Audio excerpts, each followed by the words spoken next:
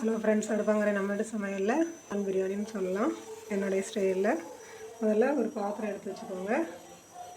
3/4 kilo அரிசி செய்ய போகிறேன். அதுக்கு ஒரு 150 கிராம் ஆயில் சேர்த்துக்கலாம். 3 ஸ்பூன் நெய் சேர்த்துருக்கேன். தாளிக்கிறதுக்கு மசாலா பொருட்கள் சேர்த்துக்கலாம். 1/4 கிலோ வெங்காயம் இது மாதிரி கட் பண்ணி வச்சுருக்கேன், பெரிய வெங்காயம். இதையும் சேர்த்துக்கலாம். ஒரு 3 பச்சை மிளகாய் இந்த மாதிரி கீரி சேர்த்துக்கோங்க. கொஞ்சம் நல்லா ப்ரௌன் கலராக வர்ற அளவுக்கு நம்ம வதக்கி விட்டுக்கலாம். இப்போ பாருங்கள், நல்லா ப்ரௌன் கலர் அளவுக்கு வெங்காயம் வந்து வதங்கிடுச்சு. இப்போ நம்ம இஞ்சி பூண்டு பேஸ்ட்டு சேர்த்துக்கலாம். 2 ஸ்பூன் அளவுக்கு இஞ்சி பூண்டு பேஸ்ட்டு சேர்த்துக்கிட்டேன். இஞ்சி பூண்டு பேஸ்ட்டு சேர்த்துட்டு பச்சை வாசனை போகிற அளவுக்கு நல்லா வதக்கி விட்டுக்கலாம். ஒரு கைப்பிடி அளவுக்கு புதினா கொத்தமல்லி சேர்த்து நல்லா வதக்கி விட்டாச்சு. 4 கிலோ வெங்காயம்னா 4 கிலோ தக்காளி. நான் தக்காளி வந்து இது மாதிரி அரைச்சி வச்சுருக்கேன். இப்போ அதை சேர்த்துக்கலாம்.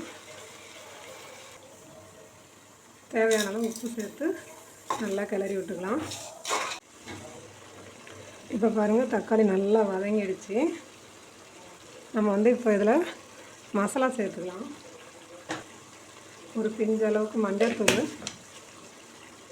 நல்லா 2 ஸ்பூன் அளவுக்கு தனி மிளகாத்தூள், 3/4 கிலோ அரிசிக்கு 1/4 கிலோ வெங்காயம், 1/4 கிலோ தக்காளி, 150 ஆயில், 2 ஸ்பூன் தனி மிளகாத்தூள்.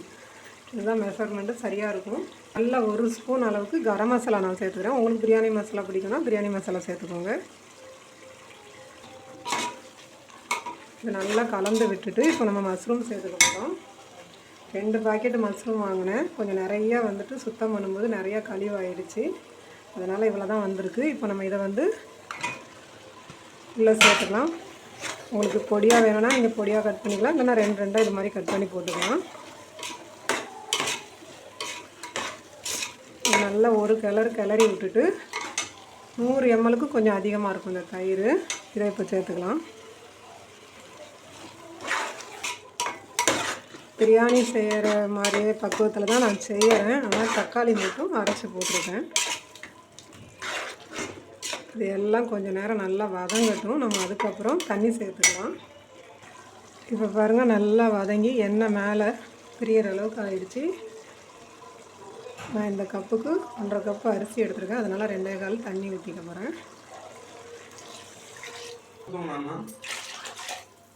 இப்போ இது வந்து நல்லா கொதிக்கட்டும். அதுக்கப்புறம் நம்ம வந்து அரிசி சேர்த்துக்கலாம்.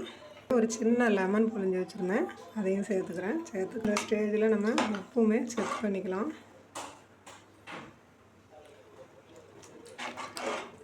உப்பெல்லாம் கரெக்டாக இருக்குது. கொதிக்கட்டும், நம்ம அரிசி சேர்த்துக்கலாம். நம்ம இந்த ஸ்டேஜில் அரிசி சேர்த்துக்க போகிறோம். நம்ம 1/4 கிலோ அரிசி இது மாதிரி கழுவி சுத்தம் பண்ணி வடித்து வச்சுருக்கேன் தண்ணியை. அப்படியே சேர்த்துக்கலாம். இப்போ பொறுமையாக கிளறி விட்டுட்டு நம்ம அடுப்பை மீடியமில் வச்சு மூடி வச்சிடலாம். இப்போ சாதம் ஒன்று போல் நல்லா ரெடியாகிடுச்சு. நல்லா பலன்னு வந்திருக்கு, சூப்பராக. நம்ம அடுப்பை சிம்மில் வச்சு இன்னொரு 1/4 ஹவர் மூடி வைக்கலாம். இப்போ 1/4 ஹவர் ஆகிடுச்சு. சாப்பாடு எப்படி ரெடியாக இருக்குன்னு பார்க்கலாம். நம்மளுடைய மஷ்ரூம் ரைஸு சூப்பராக ரெடி ஆகிடுச்சு. பாருங்கள்,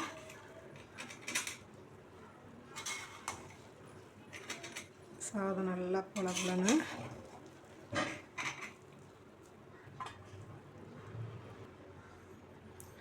முட்டையோடு சாப்பிட சூப்பராக இருக்கும். ரைத்தா வச்சு நீங்களும் இது மாதிரி செய்து பாருங்கள். வீடியோ பிடிச்சிருந்தால் லைக் பண்ணுங்கள், உங்கள் ஃப்ரெண்ட்ஸோடு ஷேர் பண்ணுங்கள். மறக்காமல் நம்ம சேனலுக்கு சப்ஸ்கிரைப் பண்ணுங்கள். அடுத்த ஒரு நல்ல வீடியோவில் சந்திப்போம். நன்றி, வணக்கம்.